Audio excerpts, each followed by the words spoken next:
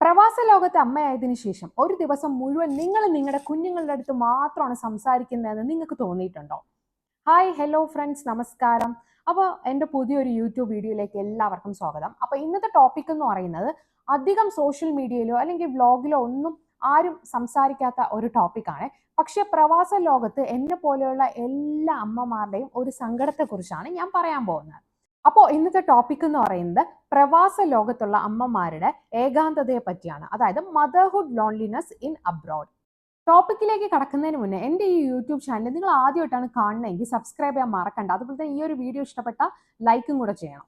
അപ്പോൾ എന്തായാലും ഞാനും ഈ ഒരു ഏകാന്തത ചില സമയമൊക്കെ അനുഭവിക്കുന്ന ഒരു അമ്മയാണ്.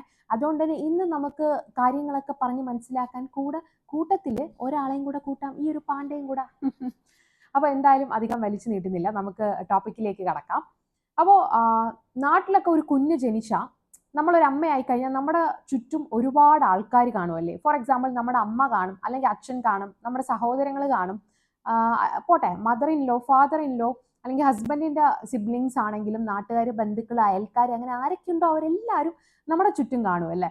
പക്ഷേ പ്രവാസ ലോകത്ത്, പ്രവാസി എന്നല്ല ഞാൻ പറയുന്നത്, ഇപ്പോൾ വിദേശത്ത് താമസിക്കുന്ന അമ്മയാണെങ്കിൽ പോലും അവിടെ എന്ന് പറയുന്നത് നമുക്ക് ഈ ഒരു 4 ചുവരിനുള്ളിൽ ഞാനും, അതായത് ഞാനെന്ന് പറയുന്ന അമ്മയും അല്ലെങ്കിൽ ഒരു കുഞ്ഞും മാത്രമേ കാണുള്ളൂ. നമുക്ക് കൂട്ടിനായിട്ട് വേറെ ആരും കാണൂല. അപ്പൊ ഈ ഒരു അവസ്ഥയെന്ന് പറയുന്നത് നമ്മൾ അനുഭവിച്ചവർക്ക് മാത്രമേ അത് പറഞ്ഞാലും മനസ്സിലാവുള്ളൂ. അപ്പൊ ഞാനും ആ ഒരു ഏകാന്തത സം പോയിന്റിൽ അനുഭവിച്ച, അല്ലെങ്കിൽ ചില ടൈമിൽ ഇപ്പോഴും അനുഭവിച്ചുകൊണ്ടിരിക്കുന്ന ഒരു അമ്മയാണ്. പലപ്പോഴും നാട്ടിലുള്ളവർ വിചാരിക്കുന്ന നമ്മൾ ഈ പ്രവാസ ലോകത്ത് അല്ലെങ്കിൽ വിദേശത്ത് അടിച്ചു പൊളിച്ച് നടക്കുകയാണ്. കാരണം നമ്മുടെ സോഷ്യൽ നെറ്റ്വർക്ക് കാണുമ്പോൾ അവരങ്ങനെ ആയിരിക്കും കരുതുന്നത്. ഇപ്പൊ ഞാനാണെങ്കിൽ പോലും എൻ്റെ ഈ ഒരു സോഷ്യൽ നെറ്റ്വർക്കിലൂടെ, ഫോർ എക്സാമ്പിൾ യൂട്യൂബ് ആണെങ്കിൽ യൂട്യൂബ്, ഇൻസ്റ്റഗ്രാം ആണെങ്കിൽ ഇൻസ്റ്റഗ്രാം, അപ്പൊ അതിലൂടെ ഞാൻ എന്താണോ നിങ്ങൾക്ക് മുന്നിൽ കാണിക്കാൻ ആഗ്രഹിക്കുന്നത്, എൻ്റെ ഒരു ഹാപ്പി ഫേസ് മാത്രമായിരിക്കും ഞാൻ നിങ്ങൾക്ക് കാണിച്ചു തരുന്നത് അല്ലേ. അപ്പോൾ ഞാനൊരു മനുഷ്യനാണ്, എനിക്ക് ഒരുപാട് സങ്കടങ്ങൾ കാണും, എൻ്റെ ഉള്ളിൽ ഒരുപാട് വിഷമങ്ങൾ കാണും. പക്ഷേ അതൊന്നും ഞാൻ ചിലപ്പോൾ പുറത്ത് ഈ ഒരു പ്ലാറ്റ്ഫോമിലൂടെ പറയണമെന്നില്ല. അതുപോലെ തന്നെയാണ് നമ്മൾ എല്ലാ വ്യക്തികളും അല്ലെ. നമുക്ക് എല്ലാവർക്കും സങ്കടം കാണും, പക്ഷെ നമ്മൾ പുറമെ ചിരിച്ചുകൊണ്ടായിരിക്കും ഇരിക്കുന്നത്. നമ്മുടെ ഈ ഒരു സോഷ്യൽ നെറ്റ്വർക്ക് കാണുമ്പോൾ അടിച്ചു പൊളിച്ച് നടക്കുകയല്ലേ, യൂറോപ്പിലാവട്ടെ അല്ലെങ്കിൽ ഗൾഫിലാവട്ടെ, അടിപൊളി ലൈഫാണല്ലോ എന്നൊക്കെ വിചാരിക്കും. പക്ഷേ ഈ ഒരു ജീവിതം എന്ന് പറയുന്നത് നമ്മൾ ഈ ഒരു സാഹചര്യത്തിൽ ഇരുന്ന് ജീവിച്ച് നോക്കിയാൽ മാത്രമേ അതിന്റെ യാഥാർത്ഥ്യം എന്താണെന്ന് മനസ്സിലാവുള്ളൂ. അപ്പോൾ യാഥാർത്ഥ്യം എന്താണെന്ന് മനസ്സിലാക്കാൻ വേണ്ടിയിട്ട് ഞാൻ കുറച്ച് യാഥാർത്ഥ്യങ്ങളായിട്ടുള്ള കാര്യങ്ങൾ നിങ്ങളുടെ അടുത്ത് പറയാം. ഫോർ എക്സാമ്പിൾ, നമ്മളിവിടെ ചില സമയങ്ങളിൽ ഹെൽപ്ലെസ് ആണ്, സഹായം നമുക്ക് കിട്ടില്ല. അതായത് ഇപ്പം വീട്ടിലെന്ന് പറയുമ്പോൾ ഇപ്പം എൻ്റെ ലൈഫ് തന്നെ ഞാനൊരു എക്സാമ്പിൾ ആയിട്ട് എടുക്കുകയാണ്. ഞാനും എൻ്റെ കുഞ്ഞും മാത്രമേ ഉള്ളൂ.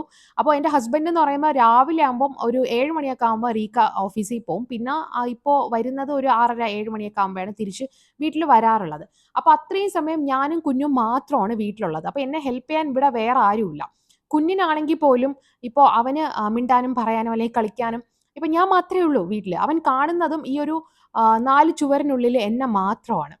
മനസ്സിലായി. അവൻ കൂടുതലും സംസാരിക്കുന്നതായാലും കളിക്കുന്നതായാലും എൻ്റെ കൂടെ മാത്രമാണ്. അപ്പൊ ഞാനാണെങ്കിൽ അങ്ങനെയാണ്. എനിക്കിപ്പോ സംസാരിക്കാനോ അല്ലെങ്കിൽ മിണ്ടിയും പറഞ്ഞ് കാര്യങ്ങളൊക്കെ പറഞ്ഞിരിക്കാനോ ആരുമില്ല. എൻ്റെ കുഞ്ഞു മാത്രമേ ഉള്ളൂ. ഞാൻ ഫുൾ ടൈം സംസാരിക്കുന്നത് എൻ്റെ കുഞ്ഞുമായിട്ടായിരിക്കും. പിന്നെ ഹസ്ബൻഡ് ജോലി കഴിഞ്ഞ് വരുമ്പോഴായിരിക്കും ഹസ്ബൻഡിന്റെ അടുത്ത് കാര്യങ്ങളൊക്കെ സംസാരിക്കുന്നത്. അതുവരെയും നമുക്ക് സംസാരിക്കാൻ വേറെ ആരുമില്ല. അപ്പൊ നിങ്ങൾ ഇപ്പൊ നാട്ടിലാണെങ്കിൽ വിചാരിച്ചോ, നിങ്ങൾക്ക് വീട്ടില് സംസാരിക്കാൻ ആരെങ്കിലും കാണുമല്ലേ. ഇപ്പൊ അമ്മ ഉണ്ടാവും, അറ്റ്ലീസ്റ്റ് നമുക്ക് വീട്ടിൽ ഒറ്റയ്ക്ക് ഇരിക്കുന്നെന്ന് ആ ഒരു ഫീലൊന്നും തോന്നൂല. ആരെങ്കിലുമൊക്കെ കാണുമല്ലേ. ഇപ്പൊ അച്ഛനുണ്ടാവാം, സഹോദരങ്ങളുണ്ടാവാം, ആരെങ്കിലുമൊക്കെ നമ്മളടുത്ത് എന്തെങ്കിലുമൊക്കെ കാര്യങ്ങളൊക്കെ നമ്മൾ പറഞ്ഞുകൊണ്ടിരിക്കും അങ്ങനെ. പക്ഷേ ഇവിടുത്തെ ലൈഫ് എന്ന് പറയുന്നത് അങ്ങനെയല്ല, നേരെ ഓപ്പോസിറ്റ് ആണ്. ഇവിടെ നമുക്ക് സംസാരിക്കാനൊന്നും ആരും കാണൂല. അതുപോലെ തന്നെ ഹോം സിക്നെസ് നല്ല പോലെ കാണും.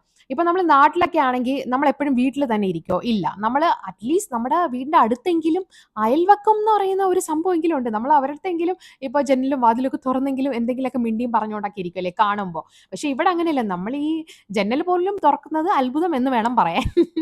ചില സമയം ഓപ്പൺ ചെയ്താലായി, ഇല്ലെങ്കിൽ ഇല്ല. അപ്പൊ നമുക്കിവിടെ പുറത്തുള്ള ആൾക്കാരുമായിട്ട് അധികം വലിയ നാട്ടിലെ പോലെയുള്ള സംഭാഷണം ഒന്നും അങ്ങനെ കാണാറില്ല. പരിചയം പോലും കാണൂല. കണ്ടാൽ ചിലപ്പോൾ ചിരിക്കും, സലാം പറയും, അത്രേ കാണത്തുള്ളൂ. അപ്പോൾ നാട്ടിലാണെങ്കിൽ അതുപോലെ തന്നെ നമുക്ക് ഈ കല്യാണങ്ങളൊക്കെ വരും, ബന്ധുക്കളുടെയും അല്ലേ റിലേറ്റീവ്സിന്റെ ഒക്കെ കല്യാണമൊക്കെ വരുമ്പോൾ നമ്മൾ അടിച്ച് പൊളിച്ച് അങ്ങനെ കുറെ ലൈഫ്, അത് വേറൊരു ലൈഫ് തന്നെയാണ്. ഇവിടെയാണെങ്കിൽ ആ ഒരു ലൈഫ് ഒന്നും നമുക്ക് കിട്ടൂല. അപ്പൊ ഞാൻ ഇത്രയും ചിരിച്ചോണ്ട് പറയുന്നത് എന്റെ വിഷമമാണ് സത്യം പറഞ്ഞാൽ. പിന്നെ എനിക്ക് കരഞ്ഞോണ്ട് നിങ്ങളുടെ അടുത്ത് പറയാൻ പറ്റൂല. ഞാനിങ്ങനെ എപ്പോഴും എന്തെങ്കിലും വിഷമം ഉണ്ടെങ്കിൽ പോലും ഇങ്ങനെ എപ്പോഴും ചിരിച്ചോണ്ടിരിക്കുന്ന ഒരാളാണ്. എനിക്കങ്ങനെ പെട്ടെന്ന് കരച്ചിലൊക്കെ വരും. അത് വേറൊരു കാര്യം. എന്നെ അത്രയും അറിയാവുന്നവർക്ക് മാത്രമേ ആ ഒരു ഇത് മനസ്സിലാവുള്ളൂ. ഞാനങ്ങ് കരഞ്ഞുകൊണ്ടായിരിക്കും എൻ്റെ ഫീലിങ്സ് ഒക്കെ പറയാറുള്ളത്. പക്ഷേ മോസ്റ്റ്ലി എപ്പോഴും ഇങ്ങനെ ചിരിച്ചോണ്ടായിരിക്കും. അതുകൊണ്ടാണ് ഞാനിപ്പോൾ ചിരിച്ചോണ്ട് പറയുന്നത്. അപ്പോൾ ഹോം സിക്നെസ് എന്ന് പറയുന്നത് ഇവിടെ വലിയ ഒരു എന്താണ് ഒരു സംഭവം തന്നെയാണെന്ന് പറയാം. കാരണം നമ്മളെപ്പോഴും വീട്ടിലായിരിക്കും. അവിടുത്തെ പോലെ നമുക്ക് പുറത്തിറങ്ങാനോ ബന്ധുക്കളെ കാണാനോ അല്ലെങ്കിൽ ഒരു കല്യാണം കൂടാനോ അങ്ങനത്തെ സംഭവങ്ങളൊന്നും ഇവിടെ ഇല്ല. നമ്മൾ നമ്മുടെ വീട്, നമ്മുടെ കുഞ്ഞ്, ഇപ്പോൾ ജോലിയാണെങ്കിൽ ജോലിക്ക് പോകുന്നു, തിരിച്ചു വരുന്നു. അത് തന്നെയാണ് നമ്മുടെ ലൈഫ് എന്ന് പറയുന്നത്. വേറെ ഒരു എന്റർടൈൻമെന്റ് എന്ന് പറയുന്നത് ചിലപ്പോൾ ഫാമിലി ആയിട്ടൊക്കെ പുറത്തു പോവാം. അങ്ങനെ ഉള്ള എന്റർടൈൻമെന്റ് ആണ്. അതാണ് നമുക്ക് ആകെ ഉള്ളത്. എന്റർടൈൻമെന്റ് അതെ അതെ. മീൻസ് ഞാൻ ഉദ്ദേശിച്ച എൻജോയ്മെന്റ് ആണേ. രണ്ടു മൂന്ന് തന്നെയാണല്ലോ. മനസ്സിലായല്ലോ അല്ലേ? അത് മതി. അപ്പോ ആ ഒരു രീതിയിലുള്ള എൻജോയ്മെന്റ് ആണ് നമുക്ക് കൂടുതലും ഉള്ളത്. അതുകൊണ്ട് തന്നെ ഇടയ്ക്കിടയ്ക്ക് നമ്മൾ ഈ കല്യാണവും കുടുംബക്കാരെയും ഒക്കെ മിസ് ചെയ്യാറുണ്ട്. അത് മിസ് ചെയ്യുന്നത് ഭയങ്കര വിഷമമായിട്ടുള്ള ഒരു കാര്യം തന്നെയാണ്. നാട്ടിൽ നിൽക്കുമ്പോൾ വിചാരിക്കും, ഓ എന്തിനാണ് ഈ കുടുംബക്കാർ ബന്ധുക്കൾ ഇവരൊന്നും ഇല്ലായിരുന്നെങ്കിൽ ഇവരൊന്നും ഇല്ലാത്ത എവിടെയെങ്കിലും പോവാന്ന് ഓടിപ്പോവാന്നൊക്കെ തോന്നും. പക്ഷെ അങ്ങനെയല്ല. അങ്ങനൊരു സിറ്റുവേഷൻ നമുക്ക് ലൈഫിൽ ഉണ്ടാകുമ്പോഴാണ് അവരുടെയൊക്കെ വില മനസ്സിലാവുന്നത്. ഇങ്ങനെ നമ്മളൊരു പഴഞ്ചൊല്ല എന്തോ പറയുമല്ലോ, കണ്ണുള്ളപ്പോൾ കണ്ണിന്റെ വില മനസ്സിലാവില്ല എന്ന്. അതുപോലെയാണ് സംഭവം. അത് സത്യമാണ് കേട്ടോ. കണ്ണുള്ളപ്പോൾ നമുക്ക് കണ്ണിന്റെ വില മനസ്സിലാവില്ലല്ലോ. അതുപോലെയാണ് എല്ലാവരും നമുക്ക് ചുറ്റിനുള്ളപ്പോൾ അവരുള്ളവരുടെ വില നമുക്ക് മനസ്സിലാവില്ല. ഇല്ലാത്തപ്പോഴായിരിക്കും ആ ഒരു വാല്യൂ നമ്മൾ റിയലൈസ് ചെയ്യുന്നത് അല്ലേ? അതുപോലെയാണ്. ഇനി ഞാൻ എൻ്റെ അനുഭവം പറയാം. അതായത് നമ്മളിപ്പോൾ ഡെലിവറി ഒക്കെ കഴിഞ്ഞെന്ന് വെച്ചോ. അപ്പോൾ എനിക്ക് എൻ്റെ ഡെലിവറി കഴിഞ്ഞപ്പം ഞാൻ എൻ്റെ മുന്നേ ഉള്ള വ്ളോഗ്സിലൊക്കെ പറഞ്ഞിട്ടുണ്ട്. എൻ്റെ കൂടെ എൻ്റെ ഫാമിലി ഉണ്ടായിരുന്നു. സോ ഞാൻ ഹാപ്പി ആയിരുന്നു, ബ്ലെസ്ഫുൾ ആയിരുന്നു. പക്ഷേ ചില ആൾക്കാരുണ്ട്, ചില അമ്മമാർക്ക് എന്ന് പറയുന്നത് ഡെലിവറി കഴിയുമ്പോൾ അവരുടെ കൂട്ടത്തിൽ ആരും കാണൂല. ഫാമിലി ഒന്നും കാണൂല. ഹസ്ബൻഡും വൈഫും പിന്നെ ജനിക്കുന്ന ആ ഒരു കുഞ്ഞും മാത്രമായിരിക്കും. പക്ഷെ അവർ ആ ഒറ്റയ്ക്കായിരിക്കും അവരുടെ ആ ഒരു ലൈഫ് പിന്നെ മുന്നോട്ട് കൊണ്ടുപോകുന്നത്. അപ്പോൾ ഹെൽപ്പ് ചെയ്യാനോ ഒന്നും ആരും കാണൂല. അങ്ങനെ സ്ട്രഗിൾ ചെയ്ത ഒരുപാട് അമ്മമാരുണ്ട്. അപ്പോൾ അങ്ങനെയുള്ള അമ്മമാരൊക്കെ എന്ന് പറയുമ്പോൾ കൂടുതലും ഏകാന്തത കുറച്ചും കൂടെ കൂടുതലായിട്ട് അനുഭവിക്കാറുണ്ട്. അപ്പോൾ അവർ ഒറ്റയ്ക്കാണെന്ന് ചില സമയം തോന്നാറുണ്ട്. ഇപ്പോൾ എനിക്കാണെങ്കിൽ പോലും ഞാൻ സം പോയിന്റിൽ ഇപ്പം എനിക്ക് വീട്ടിലിരിക്കുമ്പോൾ ചില സമയം ബോറടിക്കും. അത് നിങ്ങൾക്കറിയാമോ? അത് എല്ലാവർക്കും ബോറടിക്കും. അത് വേറൊരു കാര്യം. പക്ഷേ എനിക്കെന്ന് പറയണത് എന്ന് വെച്ചാൽ കുഞ്ഞുണ്ട്. ഇപ്പം നമ്മൾ ഫുൾ ടൈം കുഞ്ഞിനെ നോക്കുകയാണ്. അപ്പോൾ എൻ്റെ കുഞ്ഞെന്ന് പറയുന്നത് ഇപ്പോൾ അവന് 1.5 വയസ്സായി. അപ്പോൾ അവൻ്റെ ആ ഒരു പ്രായം എന്ന് പറയുന്നത് അറിയാലോ. എന്തെങ്കിലുമൊക്കെ പിന്നെ അവൻ കുറച്ച് ഹൈപ്പർ ആക്റ്റീവ് ആണ്. അതുകൊണ്ട് തന്നെ എന്തെങ്കിലും ചുമ്മാ ഇരിക്കില്ല. ഒരു നേരം ചുമ്മാ ഇരിക്കില്ല. എന്തെങ്കിലുമൊക്കെ ചെയ്തുകൊണ്ടേ ഇരിക്കുള്ളൂ. മാഷാഅല്ലാഹ് അത് വലിയൊരു കാര്യം തന്നെയാണ്. അപ്പോൾ അങ്ങനെ ഒരു ആക്റ്റീവ് ബേബി ആയത് കാരണം എനിക്കിപ്പോൾ എന്തെങ്കിലും ജോലി ചെയ്യാന്ന് വെച്ചാൽ അത് ഭയങ്കര റിസ്ക് ആയിട്ടുള്ള കാര്യമാണ്. ഞാൻ എന്തെങ്കിലും ഇൻ കേസ് എന്തെങ്കിലും ജോലിയൊക്കെ ചെയ്താൽ അത്രയും ശ്രദ്ധിച്ചിട്ടേ ചെയ്യുള്ളൂ. കാരണം അവൻ്റെ കാര്യം നോക്കിയിട്ട് ഞാൻ ചെയ്യുള്ളൂ. അവനെ ഏതെങ്കിലും ബേബി ചെയറിൽ, അവൻ്റെ ഹൈ ചെയർ ഉണ്ട്, ഹൈ ചെയറിൽ ഇരുത്തിയിട്ടായിരിക്കും ഞാൻ മിക്കപ്പോഴും ജോലിയൊക്കെ ചെയ്യുന്നത്. കാരണം അങ്ങനെ എനിക്ക് ചെയ്യാൻ പറ്റുള്ളൂ. അല്ലാണ്ട് ഞാൻ അവനെ വെച്ച് എന്തെങ്കിലും ചെയ്താൽ പിന്നെ അവൻ എന്തെങ്കിലും കുരുത്തക്കേട് കാണിച്ചു വെക്കും. ആ ഒരു പ്രായമാണ് ഇപ്പോഴും. അപ്പോൾ നമ്മൾ വീട്ടിലൊക്കെ ആണെങ്കിൽ ഇപ്പം നമുക്ക് ബോറടിക്കുമ്പോൾ എന്തെങ്കിലും ജോലി കാണും. എന്തെങ്കിലുമൊക്കെ ചെയ്തുകൊണ്ടിരിക്കുമ്പോൾ അങ്ങ് സമയം പോകും. പക്ഷെ ഇവിടെ അങ്ങനെ നമ്മൾ കുഞ്ഞിനെ മാത്രം നോക്കിക്കൊണ്ടിരിക്കുമ്പോൾ ചില സമയമൊന്നും അങ്ങോട്ട് അനങ്ങാത്ത പോലെ തോന്നും. ഒറ്റയ്ക്കിരിക്കുന്ന, ആരുടെ അടുത്തും മിണ്ടാനും ഇല്ല. മിണ്ടുന്നത് തന്നെ എമ്രൂൻ്റെ അടുത്തായിരിക്കും ഞാൻ സംസാരിക്കുന്നത് തന്നെ. അപ്പോൾ നമുക്ക് ചില സമയം ഇങ്ങനെ മനസ്സിൽ തോന്നിപ്പോവും, നാട്ടിലായിരുന്നെങ്കിൽ ഉമ്മ ഉണ്ടായിരുന്നു, അല്ലെങ്കിൽ ഹസ്ബൻഡിൻ്റെ ഉമ്മ വാപ്പയൊക്കെ ഉണ്ടായിരുന്നു, ആരെങ്കിലുമൊക്കെ കാണുമായിരുന്നല്ലോ, ഇവിടെ ഇപ്പോൾ ഒറ്റയ്ക്കായല്ലോ, എന്ത് ജീവിതമാണ്, ഇങ്ങനെയൊക്കെ ഇടയ്ക്കിടയ്ക്ക് തോന്നാറുണ്ട്. ഇത് യാഥാർത്ഥ്യമാണ്. എനിക്ക് മാത്രമല്ല, ഗൾഫിലും അതുപോലെ തന്നെ ഇതുപോലെ വിദേശത്തൊക്കെ ഇപ്പോൾ യൂറോപ്പിലൊക്കെ ആണെങ്കിലും താമസിക്കുന്ന ഓരോ അമ്മമാർക്കും ചില സമയം പോയിന്റിൽ തോന്നാം. പിന്നെ ചിലർക്ക് ഈ ഒരു ലൈഫ് ഇഷ്ടമുള്ള ലൈഫ്, അതായത് ഇങ്ങനെ ഒറ്റയ്ക്ക് ഇരിക്കുന്ന ഇഷ്ടമുള്ള ഒരുപാട് ആൾക്കാരുണ്ട്. അപ്പോൾ ഞാൻ അങ്ങനെയുള്ള ഒരു വ്യക്തിയല്ല. എനിക്കിങ്ങനെ എപ്പോഴും എല്ലാവരും കൂടെ വേണം. ഒറ്റയ്ക്ക് ഇരിക്കുന്നതൊന്നും അത്ര ഇഷ്ടമുള്ള ഒരു കാര്യമല്ല. പക്ഷെ എൻ്റെ ലൈഫ് എന്ത് ചെയ്യാൻ അങ്ങനെ ആയിപ്പോയി. പിന്നെ ഞാൻ എന്തുകൊണ്ടും ഹാപ്പിയാണ്. വേറൊന്നുമല്ല, ഇടയ്ക്കിടയ്ക്ക് എൻ്റെ ഹസ്ബൻഡിൻ്റെ ഉമ്മായും വാപ്പായും അതുപോലെ തന്നെ എൻ്റെ ഉമ്മായും വാപ്പായൊക്കെ ഇവിടെ കൊണ്ടുവരാറുണ്ട് എൻ്റെ ഹസ്ബൻഡ്. അതുകൊണ്ട് അങ്ങനെ നോക്കുമ്പോൾ കുറേയൊക്കെ ഹാപ്പിയാണ്. എന്നാലും എന്തോ ഞാൻ ഒറ്റയ്ക്കാണ്. ചില സമയങ്ങളിലൊക്കെ എനിക്ക് ഒറ്റയ്ക്കാണെന്ന് തോന്നും. ഇപ്പം എല്ലാ ദിവസവും ഇപ്പം ഇപ്പം അതായത് ജീവിതകാലം മുഴുവൻ ഇപ്പം അവർ നമ്മളെ കൂടെ കാണണമെന്നില്ലല്ലോ. ഇപ്പം ഞാനും എൻ്റെ ഹസ്ബൻഡും എമ്രു മാത്രമാണല്ലോ ഇവിടെ. ഇപ്പം എപ്പോഴും ഇപ്പം നിങ്ങൾ നോക്കുകയാണെങ്കിൽ പോലും ഇപ്പം എൻ്റെ കൂടെ അവരില്ല. പക്ഷെ എൻ്റെ ഫാമിലിയൊക്കെ എൻ്റെ കൂട്ടത്തിൽ ഇവിടെ ഉണ്ടായിരുന്നു. അപ്പോൾ അത് എപ്പോഴും പോസിബിൾ ആയിട്ടുള്ള ഒരു കാര്യവുമല്ല. അപ്പോൾ അങ്ങനെ നോക്കുമ്പോൾ ചില സമയം നമ്മൾ ഒറ്റയ്ക്കായതുപോലെയൊക്കെ നമുക്ക് തോന്നാറുണ്ട്, വിഷമം വരാറുണ്ട്, ചിലപ്പോൾ കരയാറുണ്ട്. അങ്ങനത്തെ സംഭവങ്ങളൊക്കെ സംഭവിക്കാം, സ്വാഭാവികം. അപ്പോൾ ഇടയ്ക്കിടയ്ക്ക് ഇതുപോലെ ഏകാന്തതയൊക്കെ നമുക്ക് അനുഭവപ്പെടാം. ആ ഒരു സമയത്ത് നമ്മൾ നമ്മുടെ കുട്ടികളെ സ്നേഹിക്കുന്നില്ല, അല്ലെങ്കിൽ നമ്മൾ നമ്മുടെ ലൈഫിൽ ഹാപ്പി അല്ല, അങ്ങനെയല്ല. പക്ഷെ എന്നാലും ചില സമയം നമുക്ക് പോസ്റ്റ്പാർട്ടം ആ ഒരു ലൈഫിലൂടെ കടന്നു പോകുമ്പോൾ തോന്നാറുണ്ട്, ഞാൻ എപ്പോൾ വ്ളോഗ് എടുത്താലും ഈ ബസ് വരും, സ്കൂൾ ബസ്. സൗണ്ട് പോയിട്ട് ബാക്കി പറയാം. സൗണ്ട് പോയിട്ടല്ല, ബസ് പോയിട്ട് ബാക്കി പറയാം. ബസ് പോയിന്ന് തോന്നുന്നു. അപ്പോൾ സം പോയിന്റിൽ നമുക്ക് അങ്ങനെ തോന്നാറുണ്ട്. അപ്പോൾ നമ്മൾ ഈ ഒരു തോട്ട് ഉണ്ടല്ലോ, അത് നമ്മൾ ആദ്യമേ മാറ്റണം. കാരണം വേറെ ഒന്നുമല്ല, നമ്മൾ ഈ ഒരു ഒറ്റയ്ക്കാണ്, ഏകാന്തതയാണ്, വിഷമമാണ്, അങ്ങനെ ഡിപ്രസ്ഡ് ആയിട്ട് ഇരുന്നാൽ പിന്നെ നമുക്ക് പോസ്റ്റ്മോർട്ടം ഡിപ്രഷൻ എന്ന് പറയുന്ന ഒരു കാര്യം നമ്മുടെ ലൈഫിൽ ഉണ്ടാവും.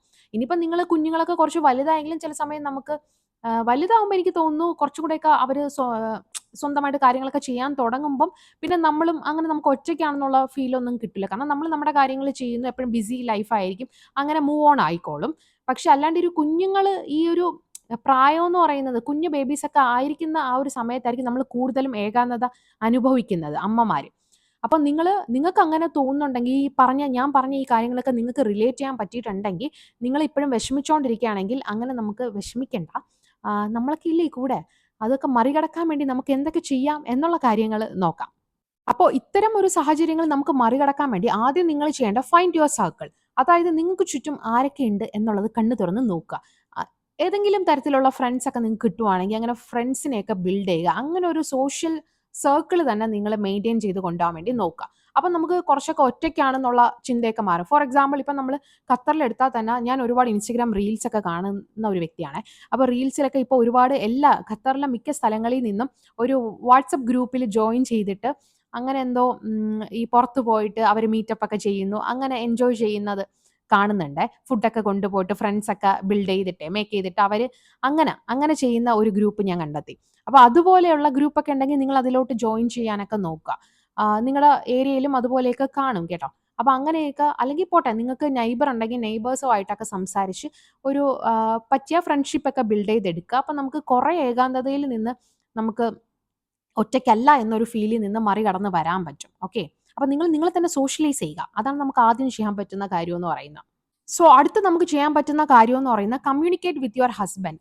അതായത് നമുക്ക് നമ്മുടെ മനസ്സിൽ നമുക്കിപ്പോൾ ഷെയർ ചെയ്യാനെന്ന് പറയുന്നത് നമ്മുടെ ഹസ്ബൻഡ് മാത്രമേ ഉള്ളൂ കൂടെ, അല്ലേ? അപ്പോൾ നമ്മൾ എന്ത് ചെയ്യണം, ഹസ്ബൻഡിനെ ഒരു ഫ്രണ്ടായിട്ട് കണ്ടിട്ട് ഹസ്ബൻഡ് ജോലി കഴിഞ്ഞ് വന്ന് കുറച്ചൊന്ന് സ്ട്രെസ്സൊക്കെ മാറിയിരിക്കുമ്പോൾ ഫ്രീ ആയിട്ടിരിക്കുന്ന സമയത്ത് നമ്മുടെ മനസ്സിലുള്ള കാര്യങ്ങളൊക്കെ ഒന്ന് ഓപ്പൺ ആയിട്ട് തുറന്ന് സംസാരിക്കുക. അതുപോലെ തന്നെ കുഞ്ഞിനെ വേണമെങ്കിൽ നിങ്ങൾ കുറച്ച് നേരം, കുഞ്ഞു ബേബീസൊക്കെ ഉള്ള അമ്മമാരാണെങ്കിൽ ഹസ്ബൻഡിനെ ഏൽപ്പിച്ചിട്ട് നിങ്ങൾ നിങ്ങളുടേതായ സമയങ്ങൾ കണ്ടെത്തുക, നിങ്ങൾക്ക് വേണ്ടിയിട്ടുള്ള സമയം കണ്ടെത്തുക.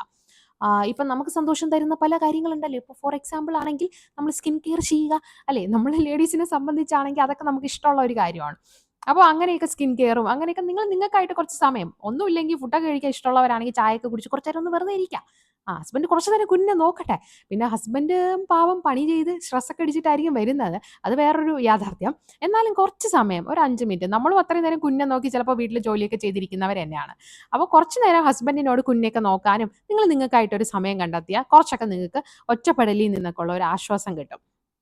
എൻ്റെ പാണ്ടക്കുട്ടൻ എൻ്റെ കഥ പറച്ചിലൊക്കെ കേട്ട് കിടന്നുറങ്ങിയെന്ന് തോന്നണം.